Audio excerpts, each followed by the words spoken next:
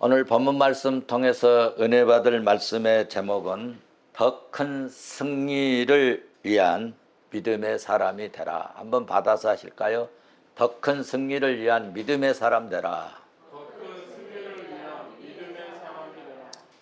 사도행전은 크게 네 가지를 핵심적으로 말씀하고 있어요. 첫째는 예수 그리스도의 부활하심에 대해서, 두 번째로는 승천하신 예수 그리스도에 대하여, 세 번째는 성령 강림하심에 대하여, 네 번째로는 사도들에게 나타나는 하나님의 능력, 성령의 능력, 하늘의 이 권세에 대하여 이렇게 네 가지를 핵심적으로 말씀을 하고 있습니다.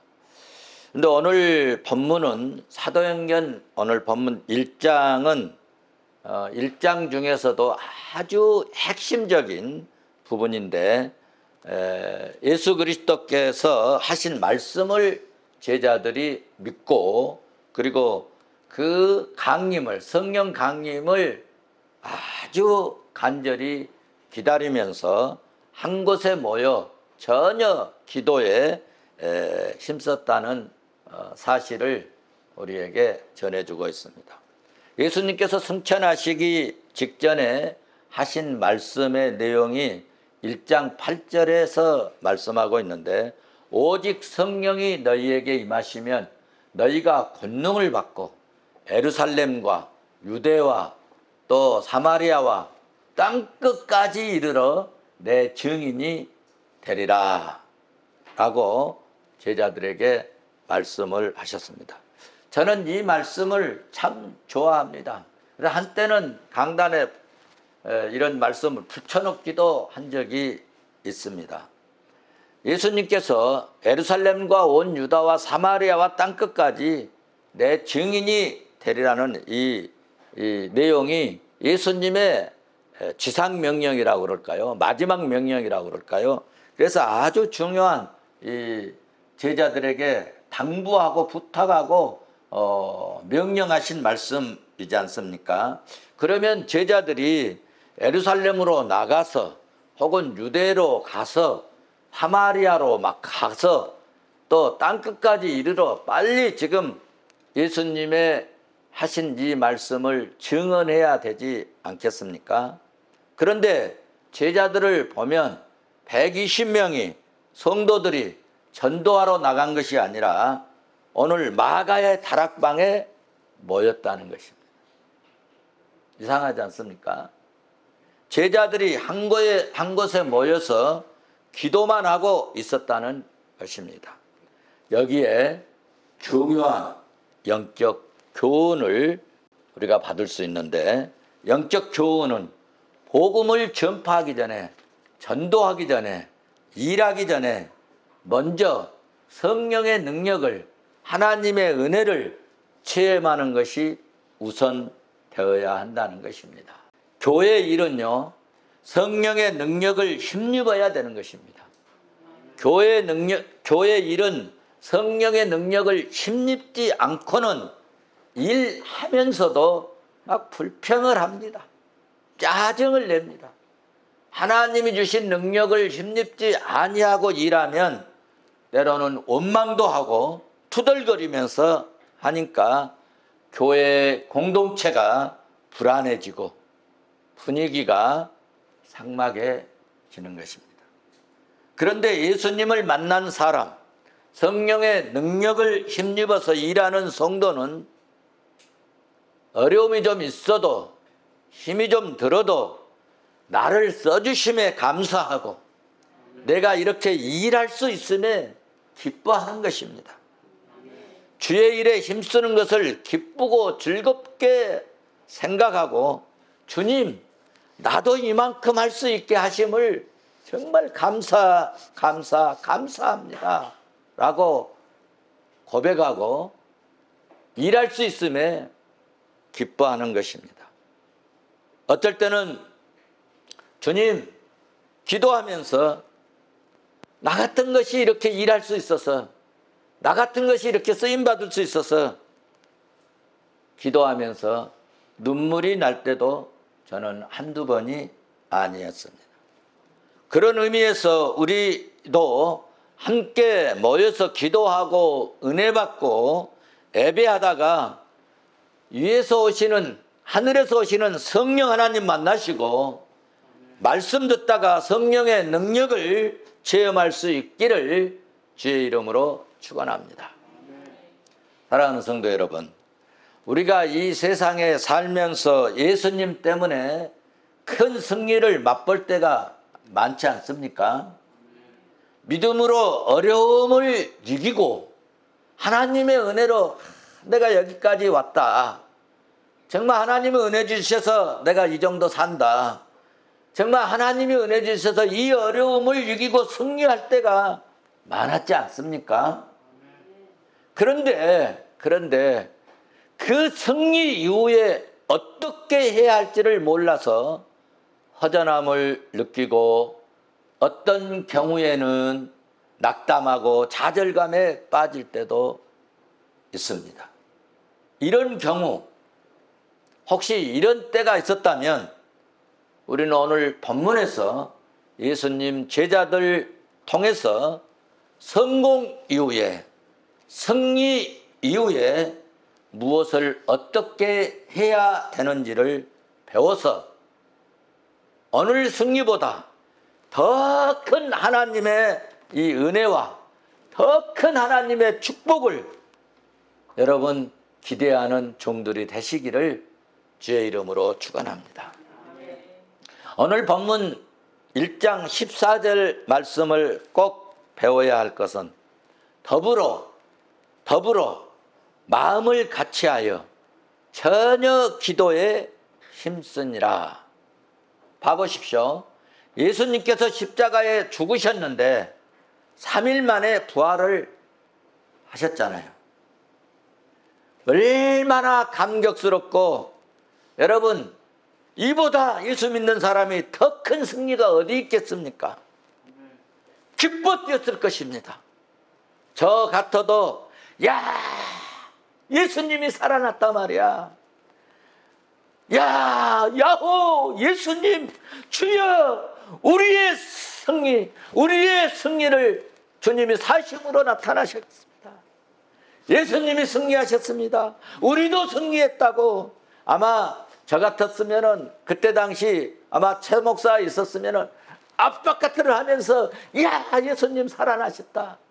봐라, 우리가 이겼다. 우리가 승리했다. 예수님 부활했다. 아마 그랬을 것입니다. 제 성격에 안 그렇겠습니까? 틀림없이 그랬을 것입니다. 부활하신 예수님께서 40일 동안 제자들과 함께 계시고, 그리고 40일 후에 예수님께서 세상에 구름을 타고 올라가십니다. 제자들이 이런 모습을 보고 기막힌 영적 승리를 마음껏 느낀 것 아니겠으며 마음껏 체험한 것 아닙니까? 제자들이 이런 큰 영적 승리를 맛본 이후에 한 일이 뭡니까? 모여서 기도했더니입니다. 모여 기도했더니 어떤 일이 일어났어요?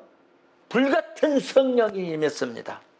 전무후무한 성령 강림의 역사가 나타나는, 더 큰, 상상할 수 없는 더 큰 은혜를 맛보게 되었다는 사실입니다. 그러니까 성도 여러분, 우리가 신앙생활하면서 큰 은혜를 받았습니다. 큰 은혜를 받았습니까?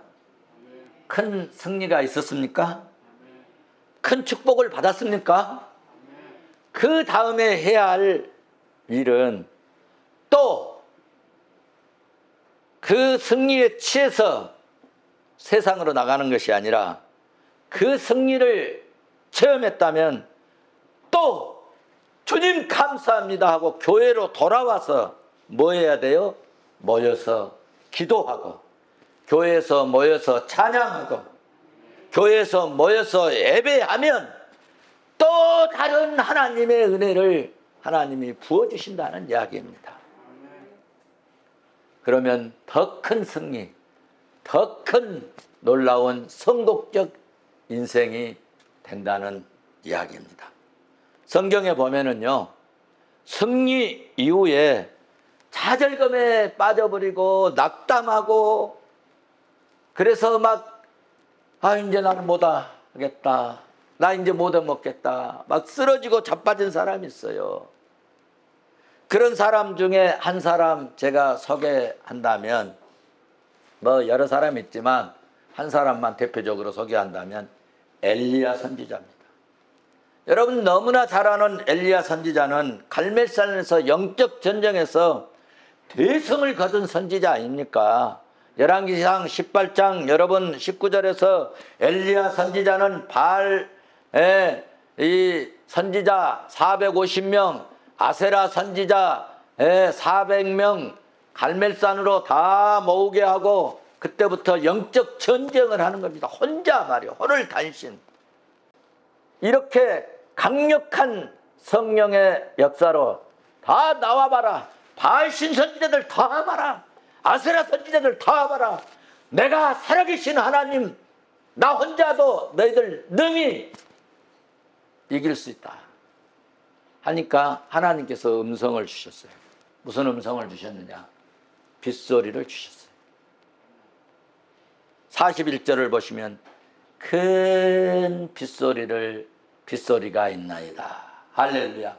여러분 믿음 갖고요, 영적 전쟁터로 나가려고 마음 딱 먹고요, 강하고 담대한 마음 가지고요, 영적 전투에 나가려고 하면 하나님이 음성을 주십니다.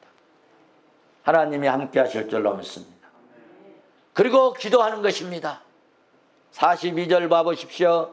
얼굴을 그의 무릎 사이에 넣고, 여러분 얼굴을 무릎 사이에 넣었다, 그 말은 어떻습니까? 완전히 꼬꾸라져서 땅에 엎드려져서 정말 이 문제, 이 하나님이 주신 음성이 오늘 나타나지 아니하면 나는 끝납니다, 하나님 응답해 주시옵소서, 땅바닥에 납작하게 엎드린 거 아닙니까? 그러면서 엘리야 제자들에게, 야, 비 안 오냐? 비 올 만한 구름 안 떠오르냐? 7번째 묻습니다. 그래 7번째 물을 때, 선생님, 오늘로 말하면 목사님, 저 손바닥만한, 이 손만한 작은 구름 하나 올라옵니다. 그때 엘리야는 그 작은 손만한 이 작은 구름이 엄청난 비가 쏟아질 것을, 이번에 우리 비 왔지 않습니까? 비가 온 게 아니고 막 쏟아 부어버리더라고요. 조금 더 심하게 왔으면요, 옥상에서 물 다 흘러 넘쳐갖고 다 들어왔어요. 45절 보면은 큰 비가 내린, 신기하고 놀랍죠. 3년 6개월 동안 가물었는데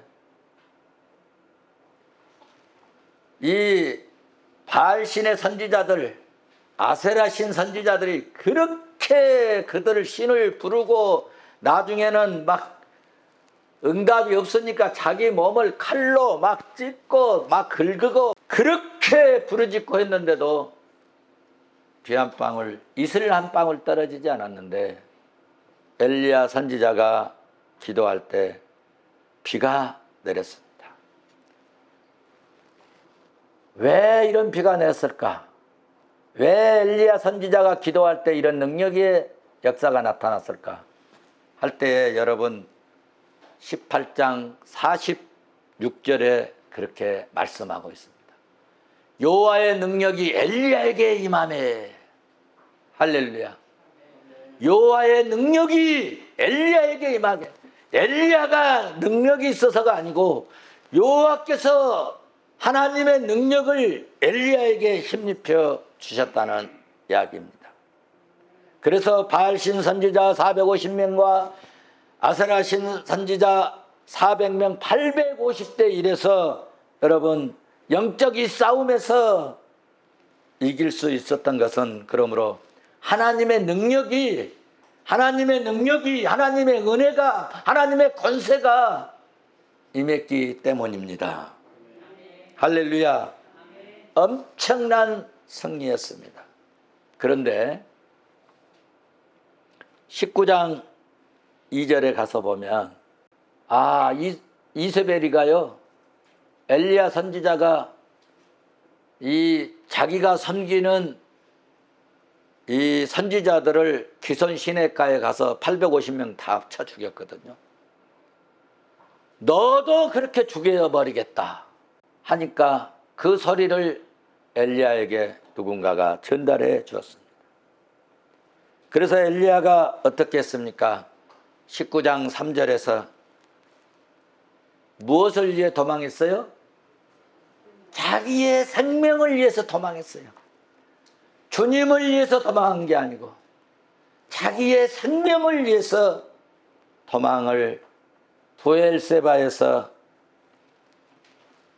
그리고 자기 오늘로 말하면 안수 집사님들, 장로님들이 같이 따라가니까, 권사님 따라가니까 여기 계십시오 하고 자기는 하루길, 혹시 사람들이 또 와가지고 잡으러 오면은 어떡하나 하고 거기다 있으라 하고 자기만 혼자 죽으라고 하루 종일 강야로 들어갔습니다. 여러분, 하루 종일 걸어가니까 인간적으로 지치기도 하겠죠. 4절에 보면 그렇게 말씀하고 있습니다. 자기가 죽기를 원하여 여호와여 넉넉하오니 지금 내 생명을 거둬주시옵소서. 나 차라리 죽여주시옵소서. 19장 5절에 보면 그렇게 말씀합니다. 노뎀나무 아래 좋게 말해서 누워서 자더니 하나님 앞에 땡깡을 부리다가 죽여달라고, 아니 선지자가 하나님 능력을 주셔서 이 어둠의 세력들을 물리치게 해주시옵소서 이렇게 기도해야 되지 않겠습니까? 나 죽여주세요. 나 죽여서 나 더 못 살겠어요. 이래서 되겠습니까? 이런 사건들을 보면서 우리가 할 수 있는 것은 큰 승리 이후에도 좌절이 올 수 있다는 이야기입니다. 승리 이후에 낙심되는 시험이 올 수 있다는 것입니다. 자, 그러면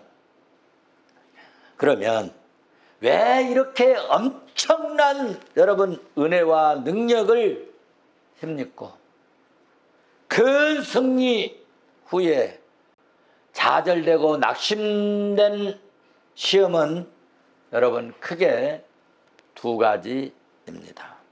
첫째는 영적으로 지쳤기 때문입니다.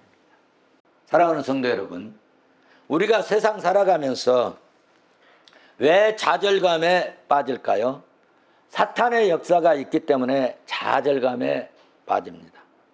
우리가 어떤 일에 승리했다고 여러분, 사탄이 아유 나 져버렸네, 아유 이제 못하겠다, 패했구나 하고 안전히 물러간 게 아니고요, 한 발 물러섰다가 계속 주시합니다.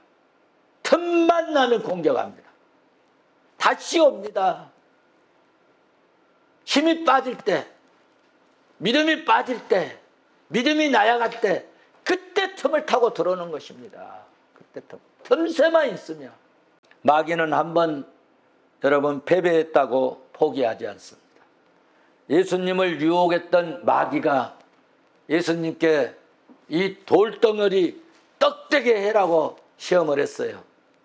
그래서 예수님께서 그 시험을 이기셨어요.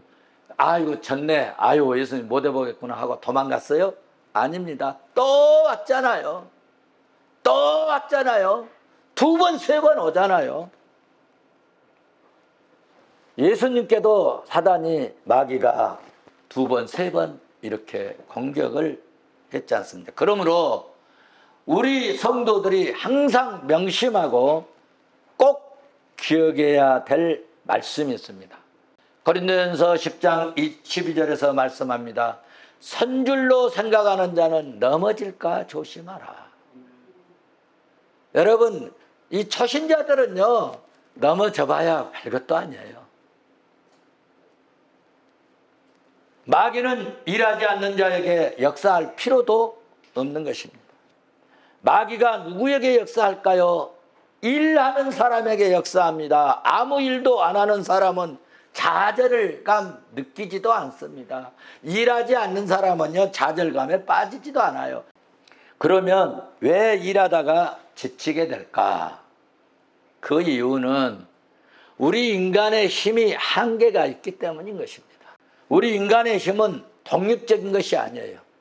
내가 내 마음속에서 내 힘으로 그냥 내 자신이 다 힘을 발휘하는 게 아닙니다. 종속적입니다. 누구에게? 하나님께 종속적이라. 무슨 뜻이냐면은 인간의 힘은 자기에게 스스로 나온 것 같지만 사실은 인간의 힘은 푸른갓 하늘로부터 하나님으로부터 온다는 것입니다. 하나님이 힘 빼버리면, 하나님이 기운 빼버리면, 하나님이 영혼 빼버리면 죽기까지 하는 것입니다. 그러니까 하나님께서 주신 능력을 다 써버리고 나면 지쳐서 쓰러질 지경인 것입니다. 우리가 힘을 쓰는데 하나님으로부터 힘이 계속 전달될 때 능력이 나타나고 전천후의 역사가 나타나는 것입니다. 할렐루야. 그래서 주님이 하신 말씀이 있습니다. 주님이 하신 말씀이 요한복음 15장 5절에서 나를 떠나서는 너희가 아무것도 할 수 없습니다. 그렇습니다. 하나님이 은혜 주실 때 계속적으로 힘있게 일할 수 있을 줄로 믿습니다. 한번 받아서 하십시다. 우리의 능력의 원천은 예수님이다. 두 번째, 좌절의 이유 두 번째는 목적이 변질될 때 좌절감에 빠집니다. 엘리야가 갈멜산에 올라갈 때 어떤 마음으로 올라갔어요? 내가 섬기는 하나님이 진짜야. 내가 섬기는 하나님 여호와 하나님이 진짜야. 너희 신이 진짜인지 우리 신이 진짜인지 한번 대결해보자. 그러고 올라간 거예요. 그래서 왕한테 가가지고 당신들 선지자들 다 불러 모였어. 다 오라갔어요. 내가 섬기는 하나님이 진짜인지 당신의 신이 진짜인지 한번 대결해보자고. 어디서? 사람들 잘 보이는 갈멜산 꼭대기에서 해보자고. 엘리야가 오늘 핵심적으로 이 싸움을 제기한 게 뭐냐? 오직 하나님. 하나님이 살아계십니다. 하나님이 살아계세요. 이걸 보여주기 위해서였습니다. 그런데 엘리야가 오직 하나님이었는데 그 목적이 비가 오게 하는 것으로 목적이 변질되었다는 것입니다. 이세벨의 말 한마디에 무서워서 벌벌 떨고 도망가서 좌절하고 낙담하고 내 생명 커져달라고 나 이제 죽여달라고 나 더 못 살겠다고 이럴 때 살아계신 하나님 내 생명을 거둬주셨습니다. 오늘 이 상황에서 살아계신 요 하나님 능력의 하나님을 보여주시옵소서. 그리하였으면 어떤 방법으로든지 하나님께서 칼 들고 가다가 쓰러져서 죽든지 하나님께서 왕벌을 갖다 쏘아서 죽여버리든지 했을 거 아닙니까? 여러분, 우리 믿음의 대상이 하나님이십니다. 돈 주시는 하나님이 아니셔요. 부자 되게 하는 그런 신이 아니세요. 우리는 진정으로 신앙생활 할 때 내가 하나님 섬겨서 부자 되고 내가 하나님 섬겨서 돈 잘 벌고 내가 하나님 섬겨서 잘 되고 형통하고 뭐 자식들 좀 잘 되고 뭐 이것이 여러분 목적이 돼서는 안 된다는 것입니다. 우리 섬김의 목적은 잘 되는 목적도 하나님의 계심을 하나님의 영광을 하나님의 이름을 높이기 위해서 잘 되어야 될 줄로 믿습니다. 하나님은 오늘 또 살아 역사하시는 하나님이신 줄로 믿습니다. 이 믿음을 가져야 되지 않겠습니까? 결론적으로 좌절을 이기는 그런 비결이 뭘까? 좌절을 이기는 비결이 뭘까? 오늘 본문에서 여러분 제자들에게 배우면 됩니다.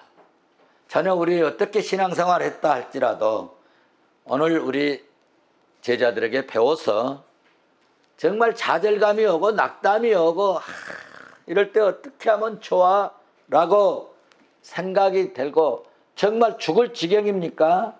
그래도 오늘 본문에서 제자들에게 배우면 승리하는 역사가 있을 줄로 믿습니다.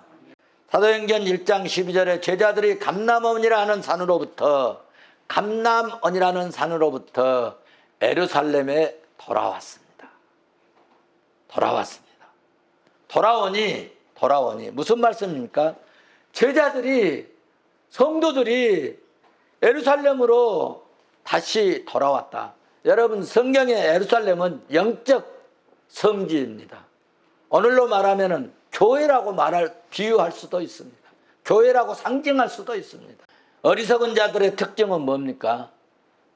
힘들 때, 좀 문제 있을 때, 좀 교회 공동체에서 자신에게 조금 좀 섭섭하게 했을 때, 그럴 때 어리석은 자들의 특징은 떠나는 것입니다. 하나님께서 은혜와 복을 주시면 그것을 가지고 자기 것인 양 세상으로 떠납니다.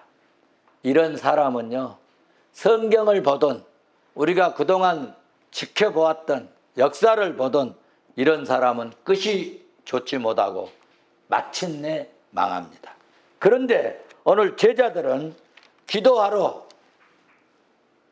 예루살렘 이 기도 자리로 돌아왔습니다.